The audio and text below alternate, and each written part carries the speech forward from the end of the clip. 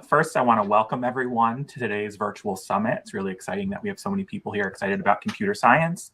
What you're going to hear over the next couple minutes is just a brief synopsis of a longer presentation that we will be providing at the in-person CS for New York track at NYSED. So we can go to the next slide, Andrea. Before we get started, we're just going to introduce ourselves.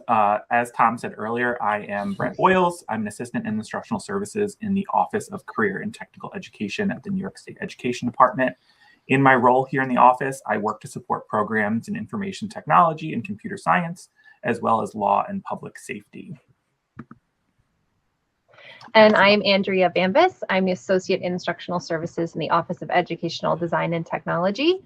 I support a lot of the CS standards as well as the Smart Start grant. So I'm just going to jump right in to our updates. So on November 4th, I don't know how many of you had the opportunity to watch the Board of Regents meeting, but the Board of Regents and the State Education Department have undertaken the thoughtful and inclusive review of the New York State high school graduation measures. The ultimate goal is to explore what it means to obtain a diploma in New York State and what that diploma should signify to ensure educational excellence and equity for all students. So if you have not yet looked at this presentation, we highly advise that you do. There is a slight mention about computer science, but as a bigger part of a whole. So there is a link here and Brad will put it in the chat. And before I begin specifically about computer science, this is kind of just a quick review of how we got to where we are. So March 2018 is when this all started, when we adopted, when the Board of Regents adopted the new standards in started in March 18, and then they adopted the standards in 2020. In 2022, the Board of Regents extended deadlines and amended the definition of career and technical education to include computer science. Then in April 2023, we released the memo that outlined which courses would require the computer science certification or SOCE. Brad is going to put that in the chat as well. So you guys can click on that memo. I highly recommend just taking a look at it. But remember, only the courses in the memo require that certification, not all CS courses. There are still many computer science courses that do not require that specific certification, especially some of the more basic courses. And this September, we have reached the phase of full implementation in New York State, and the Education Department will now focus on supporting local professional learning needs to ensure alignment with the computer science and digital fluency standards, as well as certification requirements. So the standards were crafted to allow for flexibility when delivering instruction, especially in lower grades. Instruction in the standards must be implemented as to allow students to achieve the applicable standard by the end of the grade band. So as Tom said earlier, we have the the K1, 2, 3, 4, 6 grade bands. So that means that in like the 2-3 grade band, you need to complete the standards by the end of 3rd grade. You have the full 2 years to do that set of standards. And again, you don't necessarily need that computer science certification to teach those standards, especially in those lower grades where things can be pretty easily integrated into courses and classes that they're already in.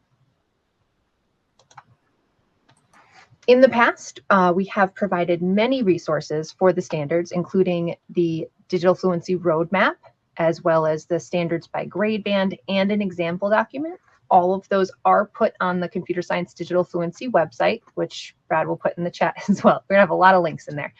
The roadmap highlighted here shows shared goals, objectives, activities, and that support the key stakeholders and the transition process.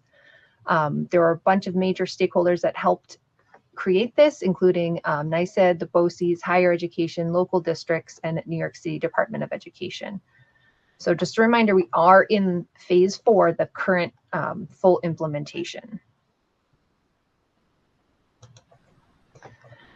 So currently, what I also do here is I manage the Smart Start grant. And so far, by the end of year 3, we have over 3,100 teachers that have been fully trained with the computer science standards and other parts of digital technology and digital fluency. Posted on the web page is a filterable list that contains the first 2 years of over 1,200 artifacts. I will be adding year 3 very soon. So by the time we get to NYSED, year 3 should be on there, which should add another 600 to 800 more artifacts. So I'm going to turn it over to Brad. Thank you, Andrea. So I'm going to talk about 3 kind of main areas that I deal with in the Office of Career and Technical Education, and the first being teacher certification. So Andrea mentioned earlier the new computer science all grade certification and how that is required for those courses outlined in the memo. However, all computer science coursework must be taught by people with appropriate certification. And the 3 categories of certifications that teachers might have are classroom certificates, CTE certificates, or the Statement of Continued Eligibility, the SOCE. The computer science all grade certificate does fall under the category of classroom certificate. There are 4 other classroom certificates in the area of CTE: agriculture, business and marketing, technology education, and family and consumer sciences. You might also have a CTE certificate. There are, I don't even know the number of CTE certificates. There's many, many CTE certificates in all of our CTE content areas. But the most common that I see in my programs are computer technology, cybersecurity, and computer forensics. I'm sure many of us are also familiar with the Statement of Continued Eligibility. The deadline to apply for the SOCE has passed. However, additional information about that is on our website. All right, we can move to the next one, Andrea. The second topic that I'm going to cover, and we cover in a little bit more detail in our NYSED presentation, is CTE at the middle level, specifically computer science as CTE at the middle level. So in September of 2017, the Board of Regents revised a portion of the Commissioner's regulations. And the main provisions of those revisions were that all middle-level students are entitled to 1 3/4 units of career and technical education, and that instruction can begin as early as grade 5. Previously, that was limited to technology education and family and consumer science education. The revisions opened that up so that any CTE content area could fulfill that requirement, and that now includes computer science, which is really exciting. All right, we can go to the next one, Andrea.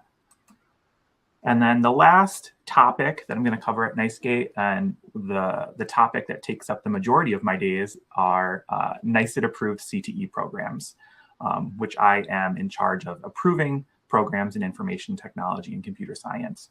So NYSED approved secondary career and technical education programs provide academic and technical instruction in the 7 CTE content areas: agriculture, business and marketing education, computer science, family and consumer sciences, health sciences, technology, and trade and technical education. These programs allow students to earn at least 3.5 credits, or 7 credits in New York City, in focused and rigorous courses that form a cohesive concentration. This is also inclusive of a half credit in career and financial management, which provides some context to the technical skills that they learn in their approved program. In addition to that coursework, students are also able to earn integrated and specialized credit. They have access to work-based learning opportunities, access to post-secondary benefits, and a technical endorsement which distinguishes them from other graduates on their diploma. So it's a very exciting way to get some recognition for your computer science program if you go through the approval process in our office. Next slide, Andrea. So that's going to conclude our brief, sort of truncated version of our NYSED presentation. We've included our contact information on this slide if you have any additional questions. So you can reach out to either the Office of Career and Technical Education or the Office of Educational Design and Technology.